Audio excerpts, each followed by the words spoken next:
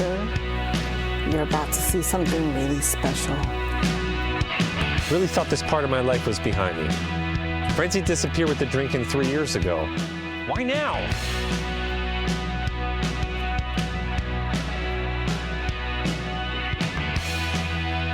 This makes no sense, and I'm right on the verge of freaking out. Back from your life. These people can be animals. What you burn. Thingy's out. Some bitter things you should never Good cheese. learn. Wallow through the days. Remember, cosplay's not consent. So here's to me. Congratulations, me. Yay, me. This would all be so much easier if I was hammered. Hammered. Won't be there anymore. Right. You can take away the anger, but you leave behind the pain. It's your soul I New ventures are always scary. will till I'm melting Blah, blah, blah. Something positive and uplifting. tomorrow. But the hurt will still remain. In your soul I'll live forever till I'm melting in. Don't miss our new film, The Love Song of William H. Shaw, coming soon to a streaming service near you. Hey everyone, this is Cliff from Talking Pondo. Just wanted to give you a quick heads up about spoilers on the show. We do talk about the films in a certain amount of detail, so you may want to watch the film first and then come back if you're not a fan of spoilers. Also, every now and then there's a little bit of adult language, so we wanted to give you fair warning on that. We hope you enjoy the episode, and we really appreciate you listening. Welcome to Making Pondo and Talking Pondo. Talking Pondo is a podcast where we pick out 2 movies each week and talk about them in detail. Making Pondo is a podcast where we talk to people we've made films with and we discuss all their experiences on set.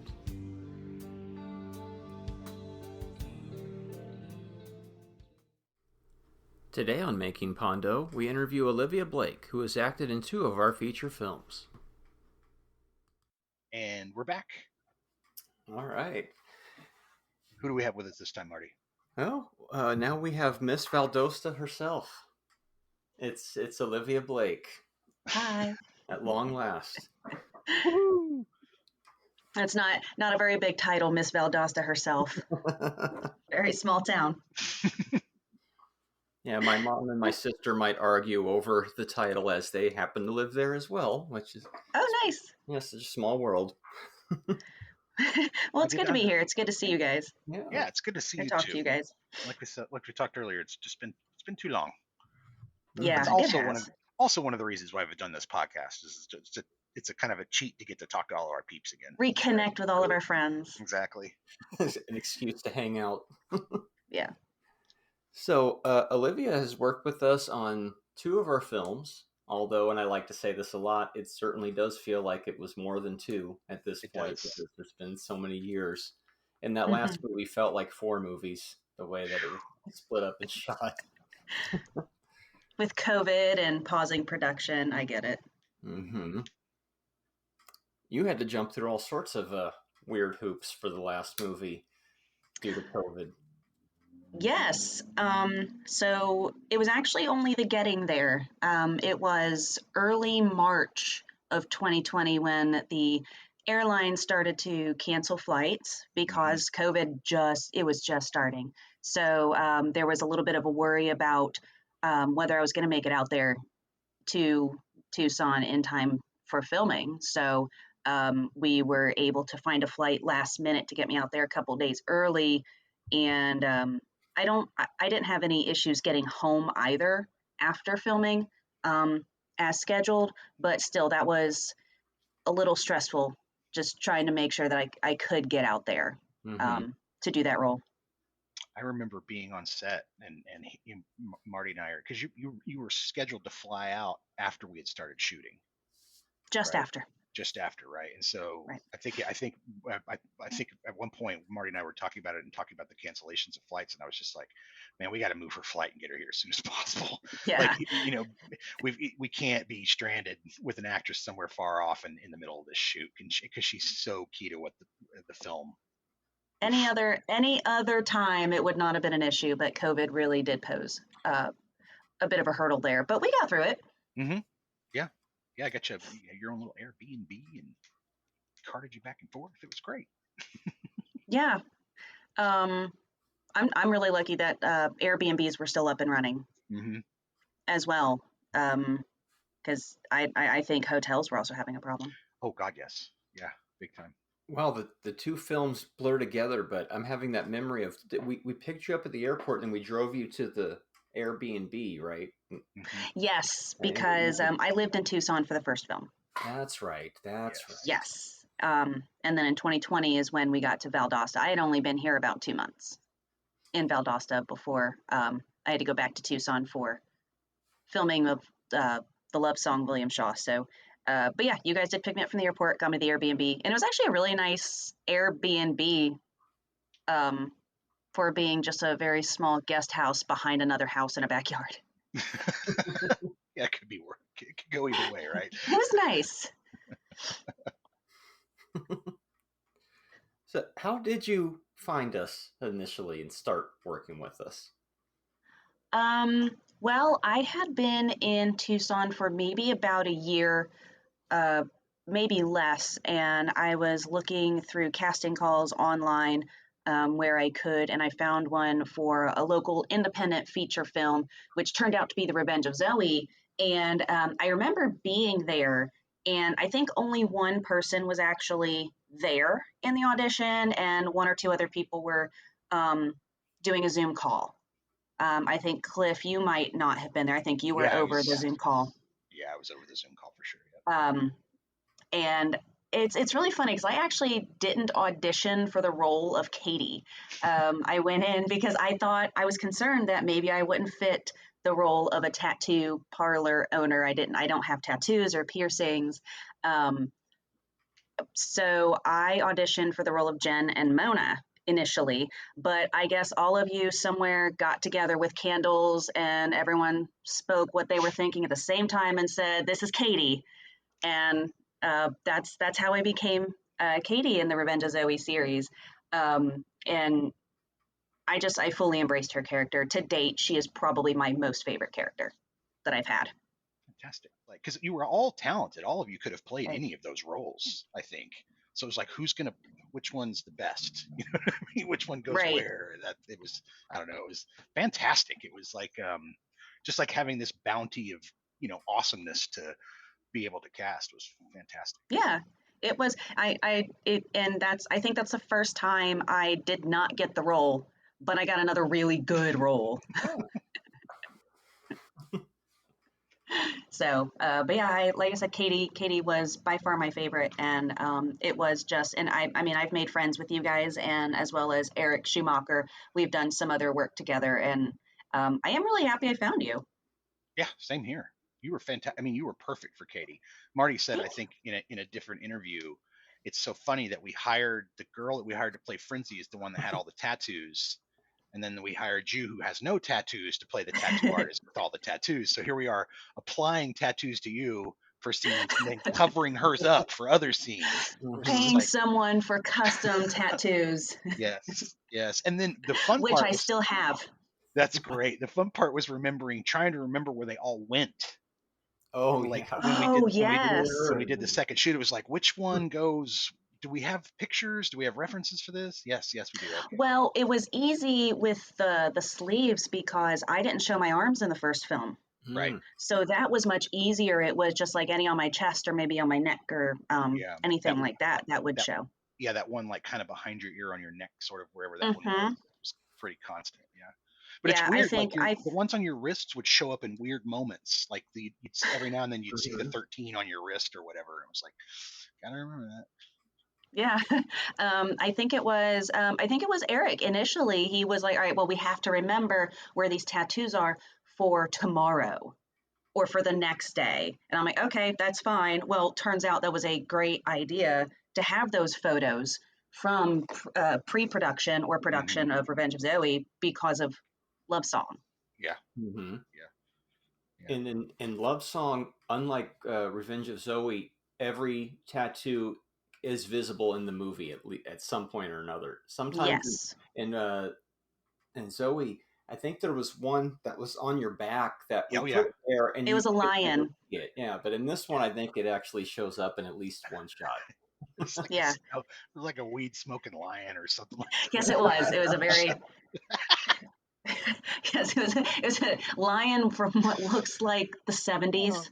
Yeah, we probably could have done a little bit better with the whole motif of your tattoo that set, but you go I with think what you I go think the with. sleeves came out really well. I do too. They looked pretty good. Hmm A little shiny at times, but for the most part, they looked really, really good. And then They we were had just fresh. we had that regular prop issues like one does on a set with the sleeve tattoos, right? Then we only have one set that showed up in the mail, and so you couldn't wash that part of your arm for a day Yes. or so, and we were worried that it was going to start cracking, but it never did. It It did fine. great. Yeah. It did absolutely great. And I still have 3 or 4 sets that just never got used. So I just keep them, as well as my script with all of my notes Oh, that's fantastic. from William, Love Song, William Shaw. Yeah, I have my original script with all of my notes and all of my wardrobe, and put in which day is which. I still have all of that. I have the video recording of the read through for Revenge of Zoe, which I watch every now and then just to kind of reminisce. And it's you doing before you when you were trying different things, and so I think you're Oh trying yes, an that New accent York on point accent. and different things, and so it's a lot of fun. It's a lot of fun because it's We're early. not going to go with that accent, It's Cliff there. says. No. That was a hard no. It would have been a different movie. Mm-hmm. You didn't need it. I mean, you didn't need it. You had toughness that exuded from your character. You didn't. Scene number 1 of ripping Eric off of Nate. Yeah. Holding his hand behind his back. He said that actually hurt, and I was trying really hard not to hurt. We'll put a plug in, by the way, for those tattoos in our show notes if anybody's interested in the tattoo company. They did a great job. I think it cut us. Eric cut us a deal on that too, or something like that. So you can complete your Katy cosplay with authentic tattoos. That's right. Yes. I will just dress as Katy at the film screening. You still have those shirts that you had, because you had shirts. I do. I do. I've got the kitty cat shirt. I've got the Show Me Your Tats. Show me your tats. Katy the Tat Lady. Mm-hmm. I still got them. I don't wear them out or anything, but I've still got them.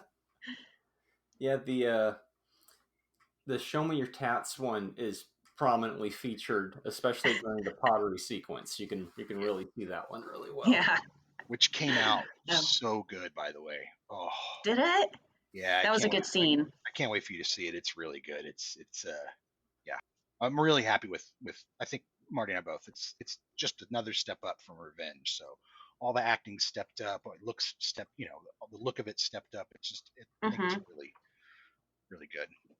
Yeah, I showed a 7-minute clip of it at Tucson last week, which I had to show it at 10 p.m., which is now the new 1 a.m. So like 2 people were there.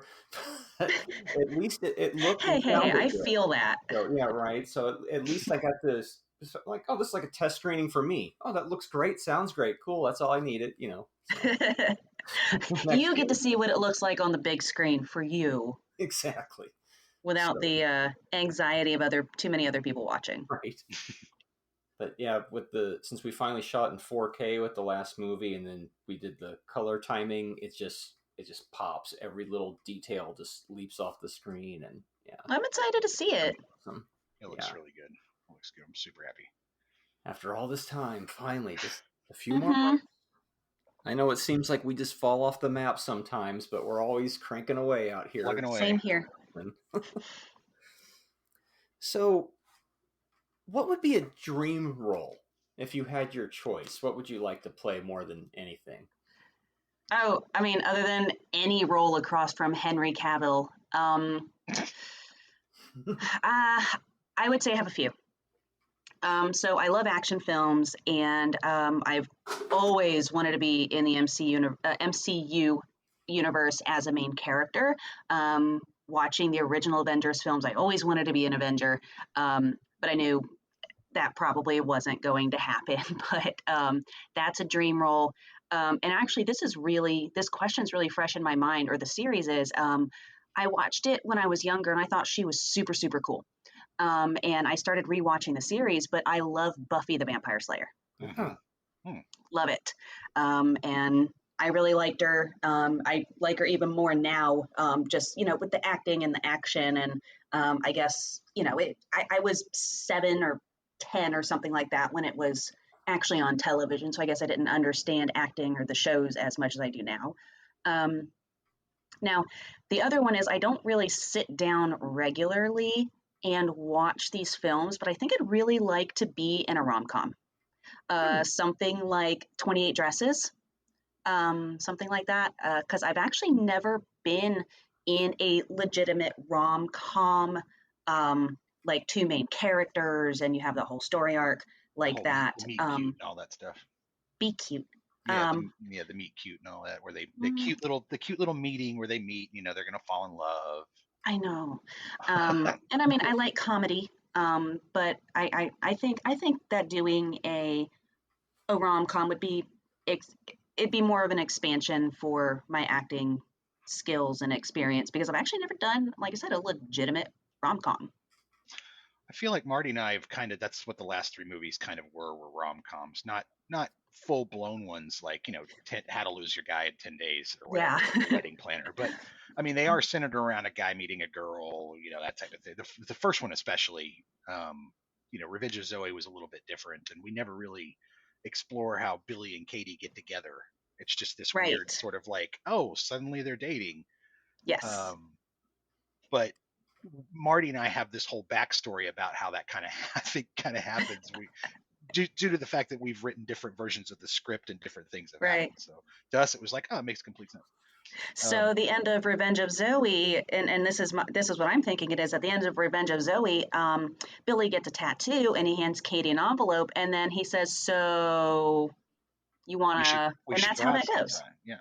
And so there's a scene that we cut where early on where you and Billy are drinking, right? Like he's had a fight with the boys and he's gone back over to the tattoo parlor, right? Yeah. And he's just, you and he are just pounding shots and talking and kind of that type of thing. And there's sort of a moment there that sort of passes, and then later on we do the tattoo thing. And I think if we had included that, it would have made a little bit more like a little more foreshadowing on that or something. Yeah, that was going to be after Billy and Nate show up, and she's like, "Would you be quiet? I'm trying to give this guy this tattoo over here. I want to get the butterfly." So there was going to, and he takes out his alcohol and starts doing shots. But yeah, that's right. There was a scene later where you cut back and they're both in there doing shots before he wanders out. I wonder why we cut that. It's because Billy can't stop talking. Would you do a horror movie? I'm curious. I've done horror movies. Really? My first film was a horror film. It is called Die Die Delta Pi. I did it. Delta Pi. Yes, it was a 1980s college slasher film. And I actually played you could call her the main character, Marissa. You could call her the main character, but I'm really only in the first scene or two.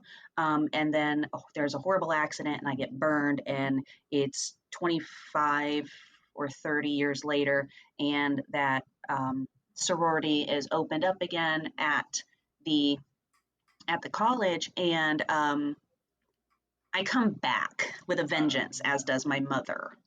So, but I'm still alive. Everyone thought I died, but I was still alive. So that's a horror film that I've done. I love the title. It's fantastic. So, but I think no, I don't think she was. There was one actress. No, I'm scrambling my brain. Never mind. 2 completely different cities, states. So you're. But that one was done in Tampa. Nice. So your answer there was the first crossover answer we've had. Nate also would like to be in the MCU. Really? Yeah. It's so well written, and you know, at first it was action, and then they really got it down with the comedic timing. And you get the action, you get the comedic timing, and then you have the friendships and relationships and things like that. So it's so intricate. It's insane. The writers, how they have all of the shows from Agents of Shield to all of the Avengers films, plus all of the standalone films, plus these new Disney Plus series. Hmm. It's unreal, Yeah, they're doing the same thing with Star Wars, where they've right? gone, the Disney's just gone and just completely expanded that universe, but Which is also, also very fun to watch. yeah, also kept it, yeah, yeah. And they've broken some ground on how they're doing things too. It's pretty impressive. Anyway, You know, I'll add to that answer. I think a Star Wars film would be fun to be in. I actually tried to audition for the role of Rey. really, Yes, it was one of those. I mean, best way to put it is one of those open cattle calls. I mean, casting calls. But it was pretty clear or apparent that they didn't say it, but it was pretty apparent that what the role was for. gotcha. And somebody was like, you know, you're not really the look we're going for. And then I go see the new Star Wars You film, look and a I'm just lot like, like her. that's How am I You not look the a look? lot like her. Yeah, that's crazy I know, talk. I know, Wow. I know, I was just thinking that when you said you tried out for the part, I was like, oh, that's crazy because I she looks a know. lot like So that. I go see it. We're at the movie theater, Park Place. We were at opening night at the Park Place Mall in Tucson, and I'm looking and I'm like, no way. So yes, Yeah, I mean, we have a hard enough time just making a 3-movie series that all interconnects. I can only imagine 40 plus entries in something, and then somehow it all makes sense together. Yeah, mm-hmm. Wow. without screwing up the canon and all that stuff. Oof. So everybody has secondary interests. And here on the Making Pondo podcast, we just automatically assume that your primary interest is filmmaking. But what would the secondary thing be? You know, like some people would be a musician, or some people would go into, you know, like be a chef or architecture. Who knows? You know, there's so many different things. What are your interests other than film? So this one's super easy, and you actually said it. I love to cook. Oh, I think I mean, I love grocery shopping. I like making food that tastes good. I like making it look really good. I love all of it except the cleanup afterward. And usually that's all on me. So, and I think both of you have experienced that on both the set of Revenge of Zoe and Love Song. I cooked for y'all. mm-hmm. I had your enchiladas the first time. You had my enchiladas, And then I had tacos. and then you had tacos. Marty, you are vegetarian, Mm-hmm. so you had a pasta dish. Yes. As I was barely awake that night, I remember eating that. Yeah. Do you remember it? I don't think so. I think everybody was falling asleep. Oh, that night was rough. Another reason that we love Olivia is she fed us. Yes. That night was rough. You would let us come to your house to shoot in your spare bedroom, and we were running behind, and so we were late getting there, and it took forever to shoot. And Yeah, but it was a really good bedroom for Nate's character because it was so plain and bare, and you didn't have to move anything. You just put whatever you wanted in there to make it look like his bedroom. No, it worked perfect. Yeah, it was great. But to the cooking, like the food that I made you, they were very simple dishes from what I do now. But I do think it's very fun to get creative with food. And actually, I watch Cooking Channel and Food Network a lot. I was so in my So does my previous life, husband.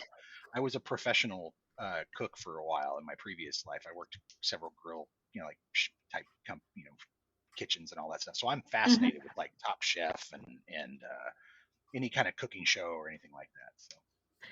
So I do have a funny story. My husband was on the phone with me, and we watch the cooking shows all the time. I mean, we are into it. And he was on the phone with me at a doctor's office in a waiting room or something, and he just pauses and he goes, "Ooh, the cooking channel. What show is on?" And I'm like, "Oh my gosh, we've come to this."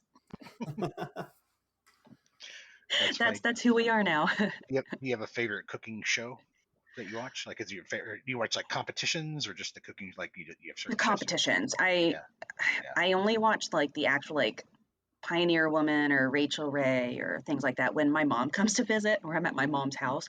I like the competitions. I think almost anything with Guy Fieri. And there's a new one. I can't remember what it's called, but there's a new one where these home chefs are going to audition for something at the Food Network or the Cooking Channel. And it turns out they get there and it turns out it's not an audition. It's actually a cooking competition with top chefs. The very first one was somebody who had to go up against Alex Corner-Shelley. Whoa. Well, the caveat is it's in New York, but the caveat is they have the host. He goes out to New York and gets 6 random people off the streets. Like, "Hey, we're doing a cooking competition. Would you like to come try some food? Say which one you like better." And they're like, "Yeah, sure." Or, "No, I don't have time." Just blow them off. But they get them there, and these 6 people taste these dishes without knowing who is who. They're just like, "Oh, cooking competition. Which one's better? Which one do I like?" And they're not food critics or professionals or anything. So all that the home chef needs is 1 vote. 1 vote out of 6 to win $5,000.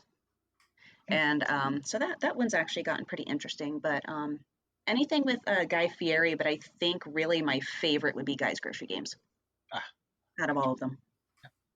I've seen a few episodes myself.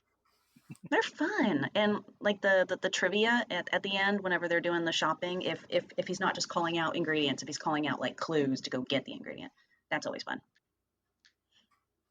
Is it anything that you would want to pursue professionally, or you just like doing it? Probably not. That just seems so stressful.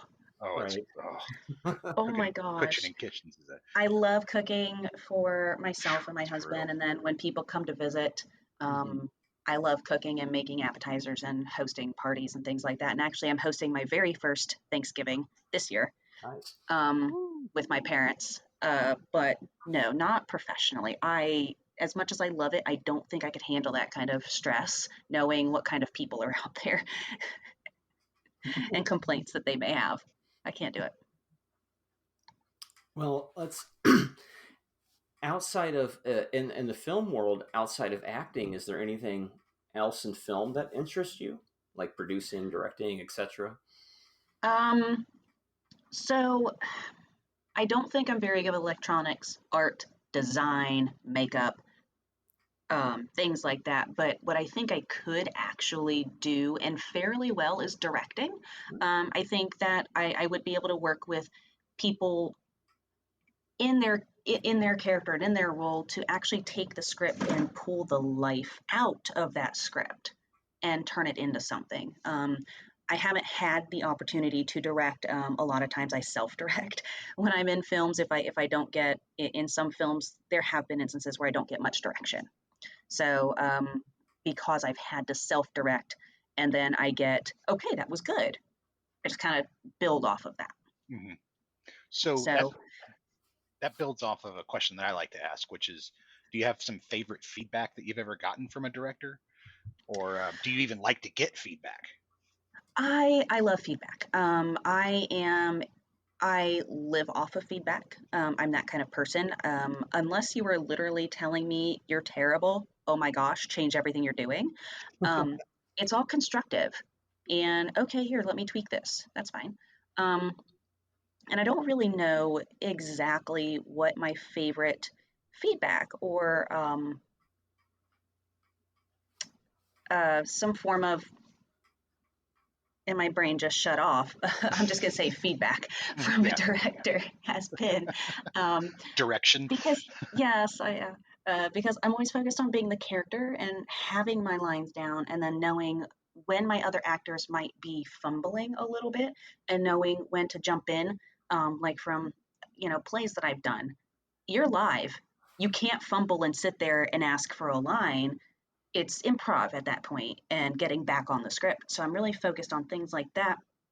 I'm not always focused on what the most important thing a director has said to me or, my favorite compliment that I've gotten. But I think if I had to come up with something, I think, and I don't really, it's not more direction. If I had to pick it, it would be that I've been told offset, actually in post-production, that I have a very good command of the camera's attention. And I mean, obviously anyone can say that to anybody to like make them feel better, lift them up. But I do choose to believe that it's true, and it's a confidence booster. And because I choose to act in order to entertain people. I mean, obviously it's a creative outlet, but I like to entertain people. And if I'm unforgettable, how entertaining could I be? Interesting way to look at it. Well, I think I would agree with that comment. I think you kind of draw the camera's eye. If you're not, even if you're not like being disruptive to the scene, if whatever it is, as subtle as it is, whatever it is you're doing, if you're pulling the attention of the camera to you, not necessarily away from the other actors, but really being there, I think that's a really good thing to be able to do. Like I said, because if you're not remembered, you're not entertaining. Yeah, some actors can kind of get lost if there's 2 or 3 on a in a shot, or it's like 4 shot. That one of those actors can kind of get lost in the background a little bit, or not. Yeah, I know what you mean by that. Yeah. Right, and that would be for like scenes where I'm either interacting with someone else or maybe I'm in a shot with no lines. I mean, if someone's talking and the camera's up close and it's just them in the picture, obviously they're going to have the attention of the audience and the camera. But that was more for scenes where I'm not the focus. So if you were directing, would you take more of that approach of pulling the attention out of each individual actor, of getting them more focused towards, I think yes, because when I'm watching shows or movies, I do notice in certain scenes, actors are standing, if they're not talking, they're standing still. If they're not supposed to be reacting, they're standing still. And I understand that is so that they don't disrupt or become... Well, the shots match and things like that. Yeah. They don't, you don't want to take away from the actor that's talking or the main actor, the focus of that scene. So I understand that. But like you said a few minutes ago, Cliff, they get lost. And if you're going to be in the scene, there's a reason if you're going to be in that shot, there's a reason you're in that shot, is how I feel. And it's not to stand still. Sometimes you'll be watching a show or a movie and the background extra is clearly not supposed to be drawing your attention, but they're doing something back there that's... Yes. And that's like the worst example of... That's distracting. Yes. If there's too much movement, it's distracting. And that's, like I said, that's for background. It's 3 or 4 main characters in the scene, in the shot. I don't necessarily mean the background actors, whom of which are very important to the scene, because without them, you're just 4 or 5 people standing in a room or in a coffee shop or in a mall or something. So they're super important to bring that scene like into the real world. But if you're one of the main characters in that shot, a little bit of movement, it just feels more natural. It goes back to why I think it's a good idea and kind of important for actors to have some sort of stage experience before doing film or television, because if you don't stand rod stiff on a stage when you're not acting, you're moving, you're interacting. That feels very unnatural, actually. The more you stand still on stage, to me, the more unnatural. Having done plays and stuff in high school, it's like, I remember thinking, oh, I got to move around here. I feel really Yes. And when I was doing scene study, when I first started acting, doing scene study and acting classes, and it was very important to not sit in the same position in your scene. it was super important to cross your arms, put it down, move your arm a little bit, cross your legs, something, nod your head, maybe itch, scratch scratch your shoulder or something like that. Something natural that you would do in real life, because that's what you're supposed to be doing, is enacting real life. Mm-hmm. What do I do with my hands? I don't know what to do with my hands.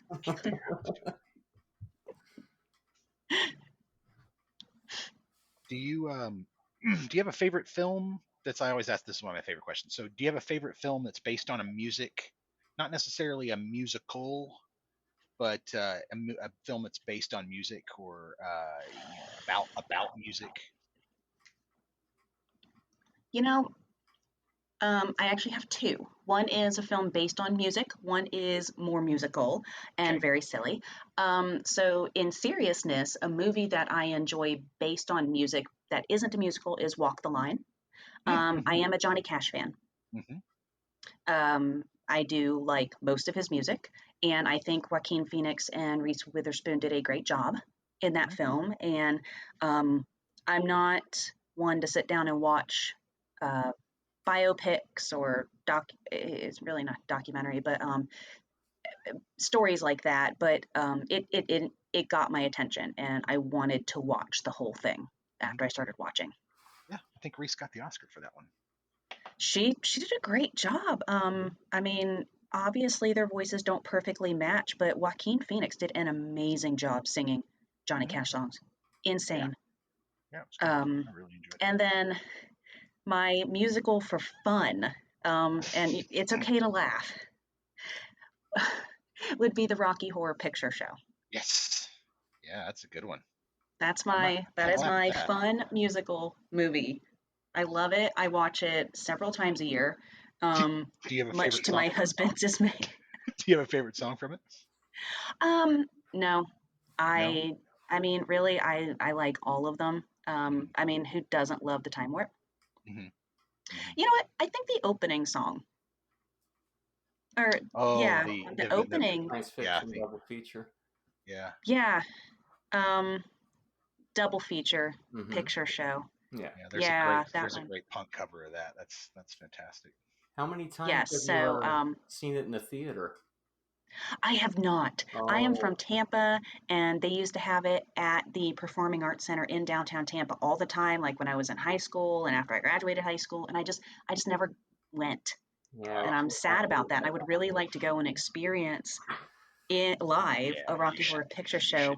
You should definitely do that. I don't know how many times Cliff has gone, but I've been like over 40. Yeah, I've been easily 20 or 30 times. Yeah, easily 20 or 30 times. Probably more than that.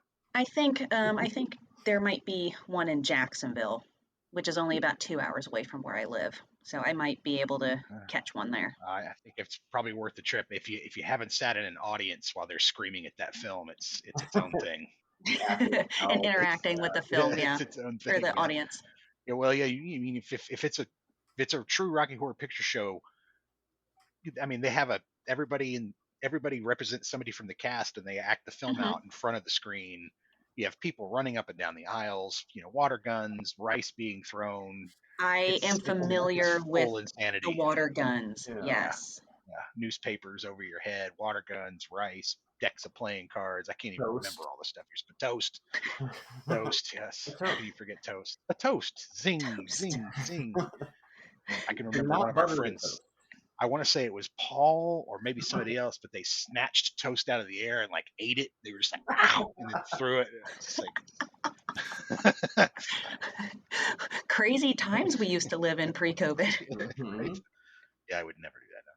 You could. There's an interesting odor at the end of the night with all the rice and the water and the toilet paper and the toast on the bottom of the theater floor, and the rice didn't dry up the floor. Yeah, it's a very interesting experience. Here at the Loft, it used to be you could go crazy in there. Now they basically sell the little pre-packaged. Here's the things to throw out in the theater. Don't bring all your crazy stuff in here. We don't want to spend 2 hours cleaning the theater up anymore. But wasn't that the fun part, cleaning up all that? Every single year I say I'm going to put together a costume for Columbia. and I always wait until the end of September, and I'm like, all right, I can't get it together on time. Not that I can tap dance or anything, but I ran a movie theater for 6 years, and I was always trying to drum up business in some way. And I remember calling my boss and saying, "How about a Rocky Horror Picture Show? How about a midnight screening? We can do Rocky on a Friday and something else on a Saturday." And it was the biggest, hardest, just absolutely not. Don't no, because it's like you don't understand what you're talking about. Like you're going to spend 3 hours cleaning that theater after you're done, because the theater is going to be so trashed that the people who clean, because you have a cleaning crew that comes in overnight and cleans all the theaters out. They'll refuse to do it. It's so trashed. They're like, nope, not in our contract. So you actually have to go in there for 2 or 3 hours to clean that theater. It's like you don't want to do that. Trust me. It's like, all right, that's fine. He said it's probably the most destructive show to a theater, like with the water everywhere and things everywhere. It attracts a lot of rodents because you don't get it all.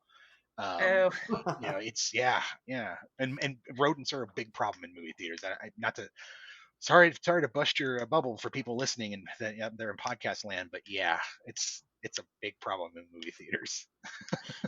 All that food everywhere, right? All those popcorn. Literally. Popcorn, concessions everywhere. I mean, they have, like I said, they have people come in with blowers, giant leaf blowers at night and blow all that stuff out and sweep it up, but they still don't get it all. Oh my God. Yep. Yeah. There have to be professional cleaning companies who are open to doing stuff like that. Oh yeah, there's cleaning companies. That's all they do is service theaters overnight. Oh, wow. It is funny because popcorn is an item you would never see in a Rocky screening.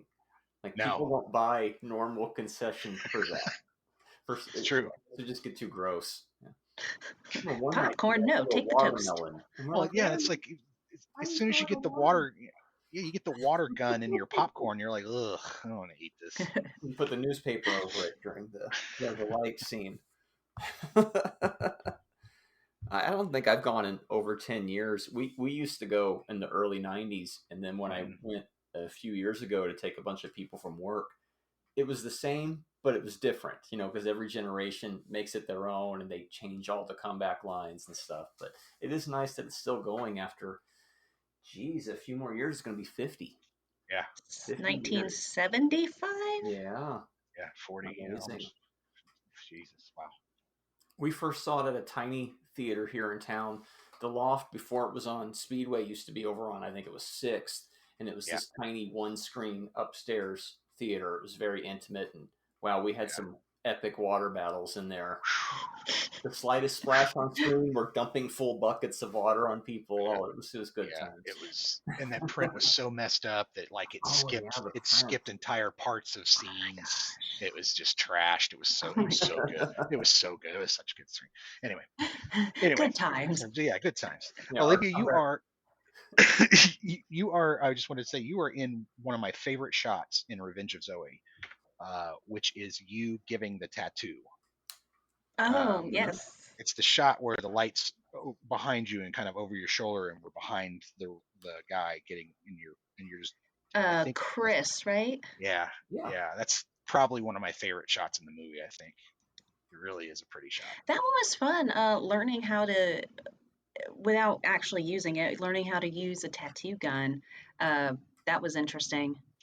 Watching you use it for the first time was hilarious because you were holding like holding it in the back. Like, is this how you do it?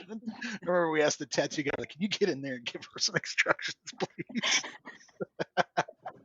We got you the correct gloves. And, Again, y'all held hands around some candles and said, "That's our Katy." At the audition. Yeah, that's right. We put those he had those black gloves and they were giant on your hands. You had these tiny hands. And he's just, didn't you guys go get me some like smaller purple gloves or something? We ordered them especially for you. Yeah. Yay. It was so much better. Yeah, that tattoo place was more than I really had hoped for. It was. Yeah. And he was really nice. His name was Christian, right? Yeah, dude was so cool. He basically just threw the keys at us and was like, "See ya, I'm gonna go drinking, have fun, make art." Wow. Occasionally, I think he's running another tattoo shop that I think he owns at this time. But I don't know if he's ever actually watched the movie though. I think the last time I was in Tucson, his shop wasn't there. That was back in 2020. Yeah. Mm-hmm. Yeah, what it a wasn't cool, there. what a cool shot, man! It was like art and Hmm stuff everywhere. It was just a filmmaker's dream to shoot in there. It's like, wow, we don't even have to dress this place. It's perfect. No logos or brands anywhere. It's Yeah. perfect. All his stuff. Yep. Another one of the many locations we shot at, and then it's no longer there. That's happened. Right. I know. times. Pondo curse. We, I think it's just time more than anything is what happens. But that's the nice thing about the movies. It's this time capsule of all those locations. I remember we were scouting a bunch of different tattoo shops in town, and they were all huge, you know, and it would have looked nice with 3 chairs and everything, but it wasn't the same as Kristen's shop. We walked in there. Christian's shop was like, small "You're and good," intimate. you know? Yeah. It's kind of It perfect. felt- And it just seemed so personal. Like, Yeah, exactly. Like, and it felt like, Just I don't know. It was cozy. like, this kind of seems like something Katy would do. Mm-hmm. and not be in a big, just plain white, sterile looking. Yeah. Right. Cozy, Open not shop. not overly feminine, but artistic at the same time. You know, just Yeah, that's a really very Katy place. nice little space. Really. Very Katy place. Just sitting in there drinking coffee, reading a comic, and then choking on the like, running. And actually, Cliff, one of my favorite moments on set, actually between both of the films, I have lots of them. I think most of my favorite ones were annoying the crap out of everybody with my casually snarky remarks in between takes. Not possible. That's, it's my specialty. But back to the tattoo parlor, I think my favorite shot was in Revenge of Zoe, and it was at the very beginning. And Owen comes running in. Katie's enjoying her morning tea. Owen comes running in. She spills her tea. That was a good tea. So she's a little upset. She's a little irked. And as I'm walking out of the tattoo parlor, I notice there's someone with a newspaper at the storefront, marching down the storefront. And I'm just like, you know what? Katie's got to get some anger out before she goes and unleashes on Eric. And so I see Cliff there with a newspaper, and I just grab it and rip it out of his hands and throw it down on the ground as I'm marching by, totally unscripted. And you played it off so well. I'm not ruining that shot. Are you kidding me? That's going all the way through. There's no, it was perfect. Because I remember the first time we did it, you just walked by, and I was like, okay, good, we've got that one. Let's do a second one for safety. Because we always like to do a safety take in case there's some sort of file problem with the card or whatever. And you come striding by, all storming by, and you just grabbed that paper and ripped it out of my hands. And I was like, oh, that's perfect. Okay, I'll just, hey, what the hell? And you just kept going. It was perfect. Throw it down. Perfect. Yes, that was probably my favorite. Yeah, that was great. I completely forgot about that moment. I can't believe I did that because that was great. The crew laughed their asses off. That was hysterically funny. Nobody said anything until cut. Yeah. And then it was erupt. Yeah, everybody lost it. It was great. And of course, that's the one that ended up in the film. Yeah, I think we had to do it a second time though, just in case. And we're trying to get the newspaper flattened back out from where I grabbed it. I do remember that. That's my favorite moment. Now that you mentioned the being in the tattoo parlor and having a favorite moment, that's mine. It was also the tattoo parlor. Cool. That's a good one. That's a really good one. I mean, you're very. Most of the people that we've worked with are very easy to work with, so it's easy to have a lot of good memories of working with you, right? Yeah. Most of the time on set was great. I remember early on when we were filming and you weren't supposed to be on set that day, and I looked over and you're sitting in Charlie's chair, and you're like, "Can I just sit and watch?" And we're like, "Yeah, dude, sit and do whatever you want." At the comic book store, yeah. Yeah. I just wanted to watch. Yeah. Plus, could tell that kind of gave me the feeling of oh, maybe there's something special. Maybe there's a buzz or a vibe going on here. People are showing up and hanging out just to hang out, which is very cool. Yeah, I mean, I have done films and worked with people where they just show up, do their work, and then go away, and they don't talk to each other. They don't really interact with each other unless they're on set. And I didn't get that from anybody in either of these films. That is not something that was encouraged.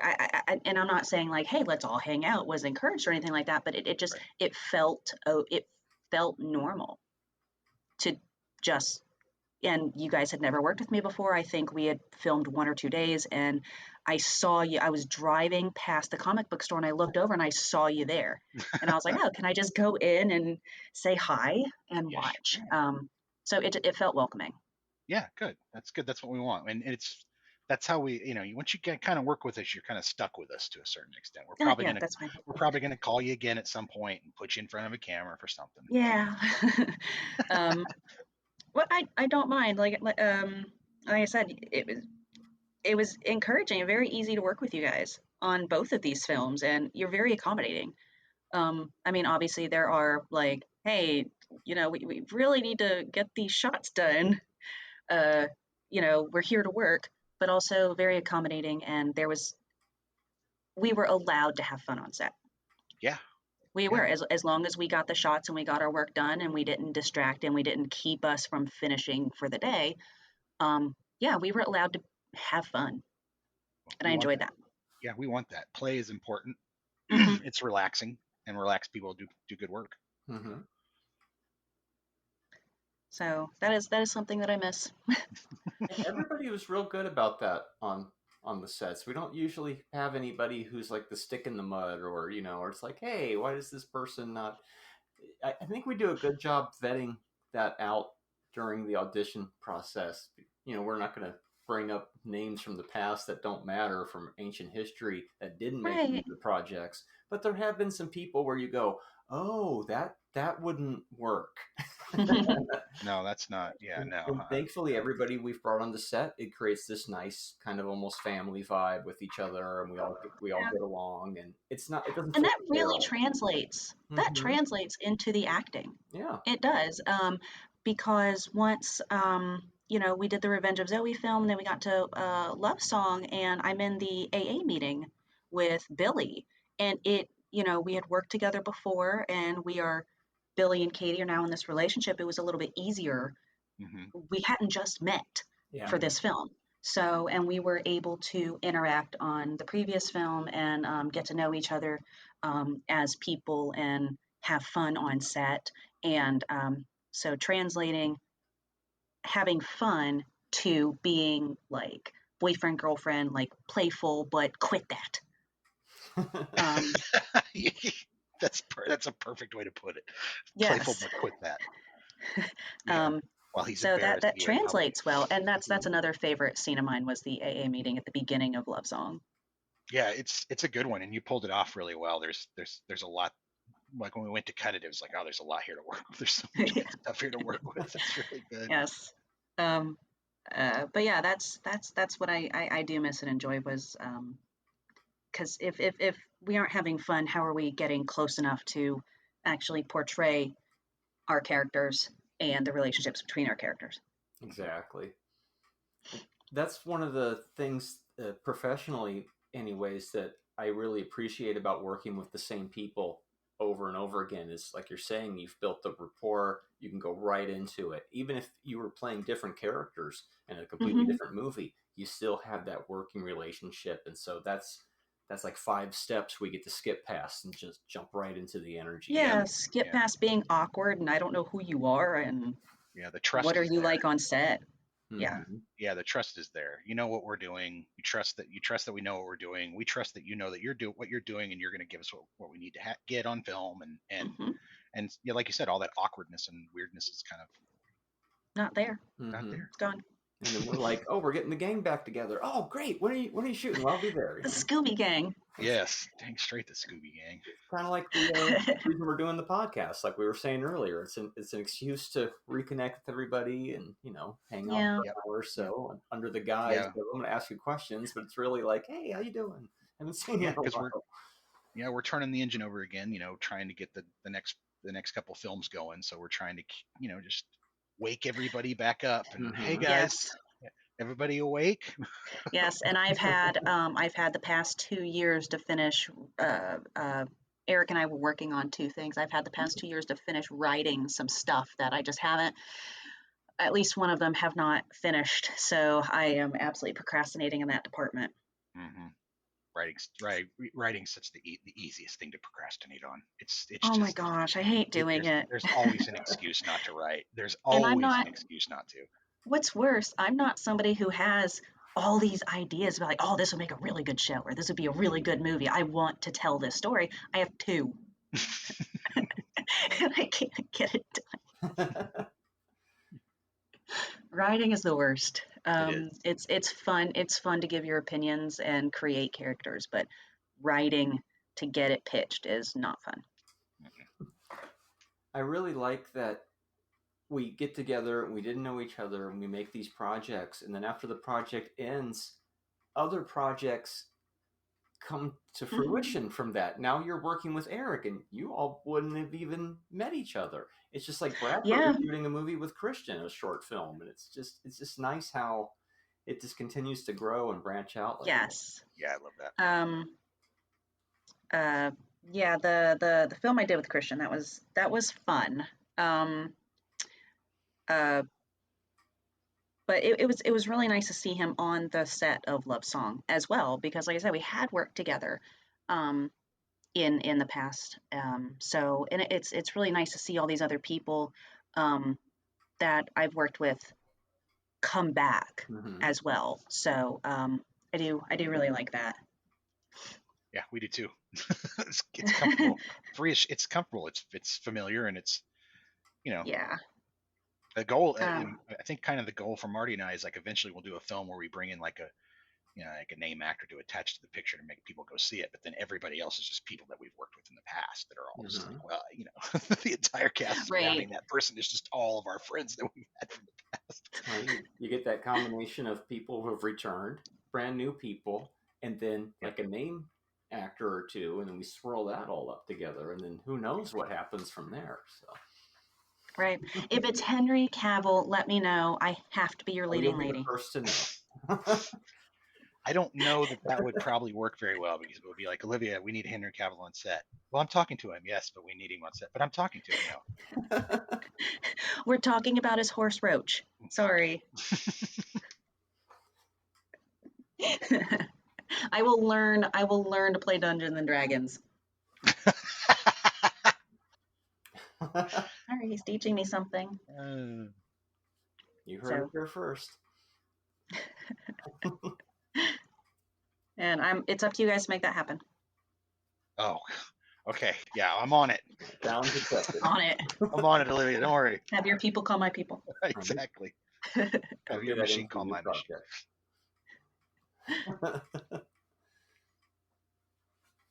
Well, did you have anything that you wanted to plug? I'm sorry. Anything you wanted to plug? Any upcoming projects you wanted people to know about? Or So I actually have 3. One is in post-production. It's an anthology of short audiobooks that I can't really talk about, as well as my other 2 projects. I can't actually talk about. One is going to be a series. The other one is a full-length period Western film, but that I'm writing, and the television show and the film that I'm writing, I would be the lead actor in them. But it's like I mentioned, it's finishing up the writing, and the package to get them pitched is what's holding me back, and that's me holding me back. So that would be a lot of fun, because actually I have been in a Western before, but I was a very small role in the Western. I did have a couple lines, but I was a relatively small role. But I think to be in a Western would be very fun. Like actually as a lead role would be pretty fun. I love Westerns. I do too. I like them. Yeah, I wrote a first draft for a horror Western. That's I think is going to be a series that might be pretty good. It's female lead. It's a female lead horror Western. But yeah, I love Westerns. Yeah. First time I wrote it, I was like, "Is this any good?" And Marty's like, and then he came back to me. He was like, "I think actually this might be pretty good." And I was like, "Well, we'll see." This was really brutal. Yeah, it's kind of it's brutal. It's one of those, how there's those old Westerns that are kind of romantic of the old West, and then there are the Westerns that are sort of the brutal, more kind of I would call them more realistic versions of the Old West, where everything's dirty, and kind of gross and gritty and brutal. Gritty. Yeah. Yeah.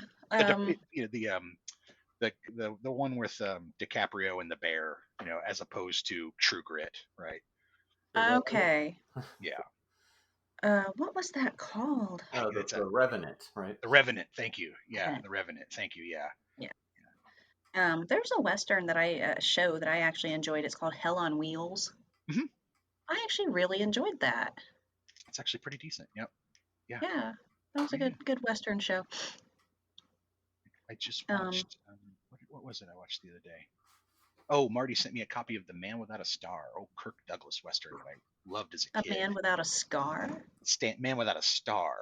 Star. Yeah, Okay. he doesn't have a star in the sky to point him on his way, and so he's a lost cowboy. Oh, okay. So not like a sheriff star. Okay. No, exactly. Yeah, but like a star in the sky to guide him. So it's really good. It's That's kind deep. It is deep, I thought, and it's a kind of an antithesis of a Western. Like he's the hero, but he's also kind of a jerk. Like he's kind of a cad, not your typical white hat wearing, hero of a Western. Which I guess that's why I liked it. When I was a kid, I'd never seen anything like it. I feel that way about Hell on Wheels as well. Mhm. I can't remember the main character's name, but I think the actor is Anselm Mount. That's I think is who that is. Yeah, same thing. Like he's not a bad guy, but he doesn't look like a hero. Right. Is that Taylor Sheridan? Did he do that? I think I'd always, somewhere in my mind, I'd assumed that was like a Sons of Anarchy type show based on the name, but it's not. Yeah, it's and I know Taylor did Sons of Anarchy, and he's doing Yellowstone and something else. I think Oh, I do like Yellowstone. I've only seen season 1, but I do enjoy it, and I want to watch the rest. Keep going. It gets even better. It gets grittier. Way grittier. I've heard. Yeah. I have heard. Yeah, you either like that or you don't. I watched all 3 seasons. Like, this is not. I mean, I can see why people dig this. This is pretty decent. Mm-hmm. Let's see. So nothing to plug other than your 3 shows your 3 things that you can't talk about, basically. The 3 things I can't talk about. One is, like I said, an anthology of short stories. Will be audiobooks. As far as I know, they're going to be completed relatively soon. And then the show and the film that I'm writing to get pitched, hopefully as the lead actor. But if I had to put in the door with it. Yeah, basically, and I need to finish up the writing. But I mean, living in Valdosta, I haven't seen very many acting opportunities that aren't at least 2, maybe 3.5 hours away.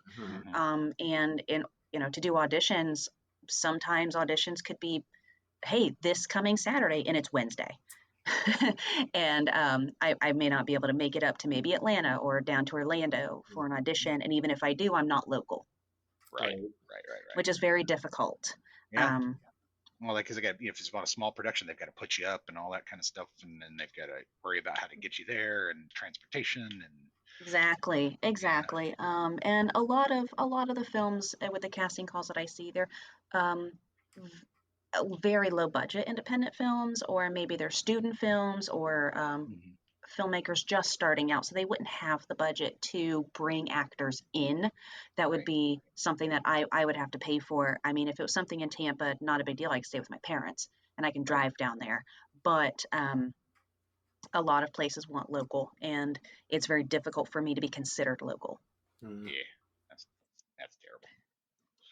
Yeah, so I keep my eyes open for voiceovers. I don't have any samples yet to be able to send, kind of like a reel. I don't have any of that yet, but the characters, I play more than one character in the audiobook that I did, and they're all completely different voices, completely different age groups, completely different people. Does New York make an appearance? Huh? Does your New York accent make an appearance? No. Does not. My British accent does. My New York accent does not. All right. Yes. But it's they're very intriguing stories, and very, very well written. I enjoyed not only reading them, but playing the characters. That was fun, and setting up my own sound booth at home, and telling my husband to turn the AC off, which he hated, because man, that microphone picks everything up. Oh, It yes. picks up cars a quarter Yes, of a ma'am. mile away. It's really cool though. But no, other than those three that I can't really talk about because none of them are finished. I don't have anything coming up. I have no shameless self-advertising to do here. Well, when we have you on next time, maybe you'll have something ready for us that. I hope so. Yeah. I hope so. Maybe something will be at the next phase of pre-production, or maybe even released. Yes. That would be great. Well, so and- that I can actually talk about it and advertise it.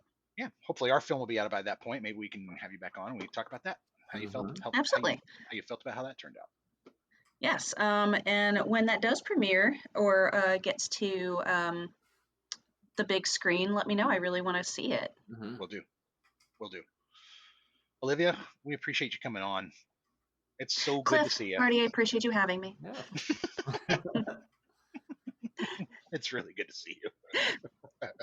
It was really good to see you. It has been a very long time. Yeah. I think the last it's just been emails since 2020. That's it. Yep. All right. Well, we will close it off there then, I guess. Marty, do you have anything else? The only other thing I was going to mention as an aside was when we talked to Bradford, he was telling us how he was driving back and forth from Tucson to Phoenix like weekly for auditions, and you go up there, 2-minute audition. Okay, thank you. And he's got to drive all the way back, and it would just get tiring after a while. Mm-hmm. Yeah, that's the hard part about auditioning where you don't live. Yeah. And then getting the role, and that's a whole nother problem.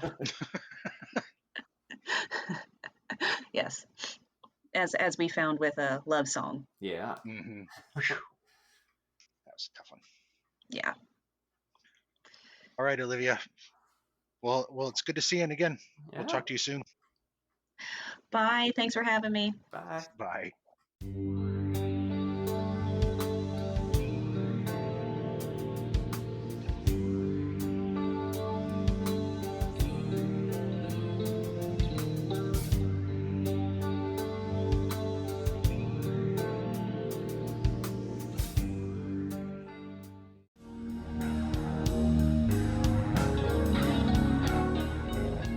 Support the show on Buzzsprout for only $3 a month. Give us a 5-star review on Spotify or the platform of your choice. And be sure to like and subscribe to our YouTube page.